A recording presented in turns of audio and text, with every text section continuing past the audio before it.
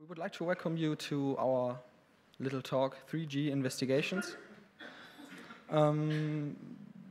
which is kind of interesting for us, was kind of interesting for us to research into this new thing nobody seems to know about, these networks nobody seems to know anything about, and yeah, we want to give you a little overview and some in-depth information that we got, and some things for the future we are going to talk about in later talks.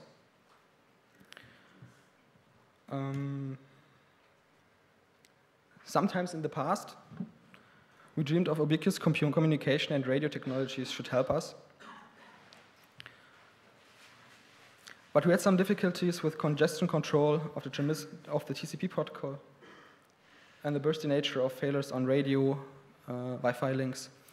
Our problem was, well, in the history, there were some problems, several problems with the communication. Maybe we all know the slow GPRS links, and the 3G networks like UMTS, HSDPA, and things were told that they are the solution for all the problems we maybe have, we sure have.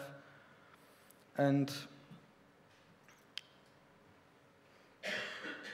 after thinking,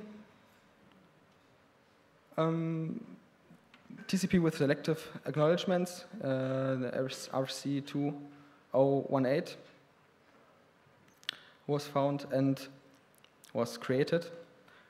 And some billion euros later, when we got that idea of 3G UMTS networks, we got another problem.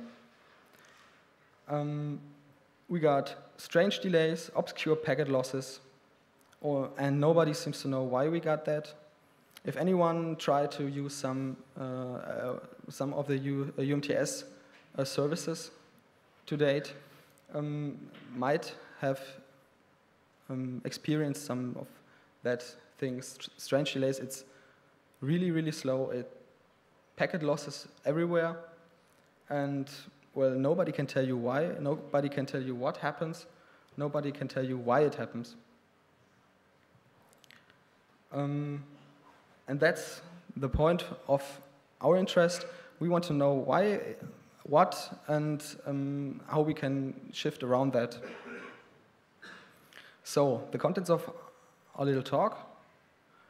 Point 1, UMTS network details, some information about the network topologies, the BDP context, how it's built, how it works, from outside, when you look to it outside, from the outside, how quality of service within UMTS networks is made, and how charging of user data and that kind of interesting things like a lawful interception is done within UMTS and where it's done. Point 2 of our presentation is how we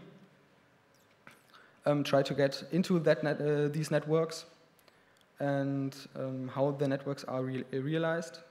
You may know that there are several network operators in Germany, like T-Mobile and Vodafone.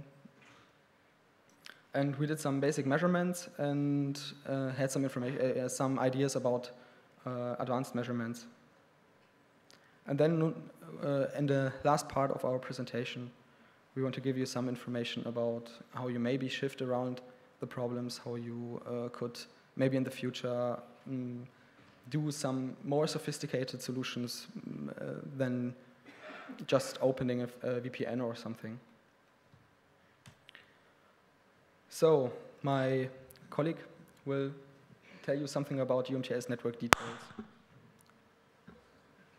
Okay. Oh, it's still working. As Daniel told you, I will give you now a short introduction into the UMTS network topology.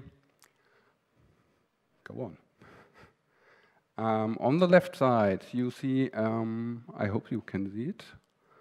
Oh, no gray color. On the left side, you see the UTRAN. It's a UMTS radio access network. Unlike cheaper radio technologies like WLAN, the radio access network within UMTS is divided into two major parts. There is first the node B, and second the radio network controller. The node B is more or less just the antenna on the top of each building, and the radio network controller does the more powerful things with the package. But both are more or less unimportant for us, but there's one interesting detail in normal UMTS. The acknowledgement on packets received from the cellular phone are generated by the RNC. This is a nice idea when you want to have a soft or softer or really soft handover.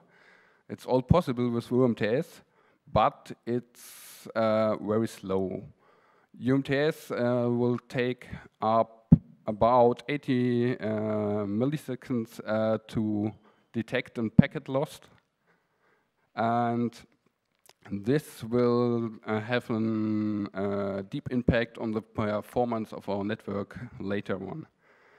There's a new technology, it's called HSDPA. This is really better. It will only take 2 milliseconds to detect a packet loss. This is possible because in this technology, the node B is far more intelligent and can react on packet loss directly, and not the RNC is used for this.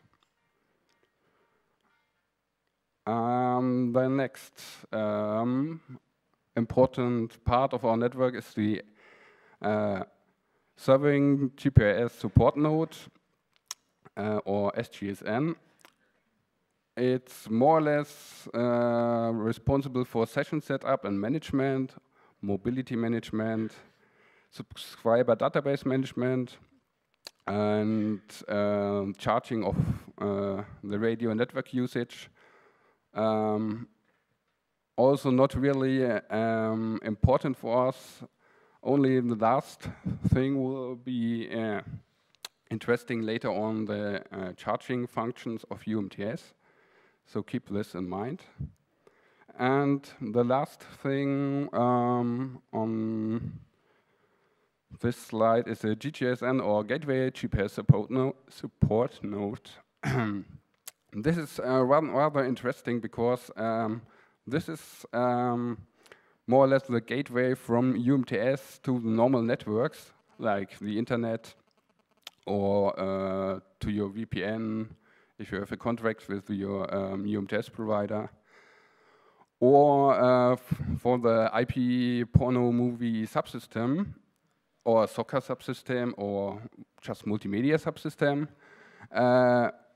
There is something like this subsystem, at least in the UMTS standards, as you can see, top of the slide.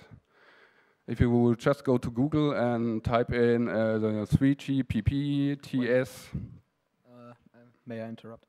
You can see, cannot see it yes. on the The beamer projector. is has some kind of problems. The slides are available online, so later on you can, when you have a Google link. Okay, there should be a reference to the UMTS standard. Just get the slides. Yes, the GGSN is responsible for connecting the UMTS network to other networks. It's responsible to give you an IP address, to do some network address translation, or for people who like mobile IP, it could be responsible for doing things like foreign agents. The really interesting things the GGSN is responsible for is user data screening and security. This sounds interesting. It's more or less today just a firewall. And it's also responsible for charging the bytes you send from UMTS to other networks or the bytes you receive from the internet.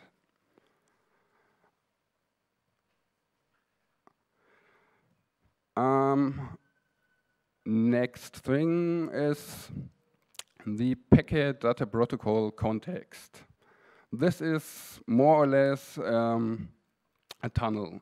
It's between your mobile equipment and this GGSN, because you want to do roaming and move around, and nothing should interrupt your session. This is quite a nice thing for UMTS. It's aware of mobility, and it's aware of quality of service.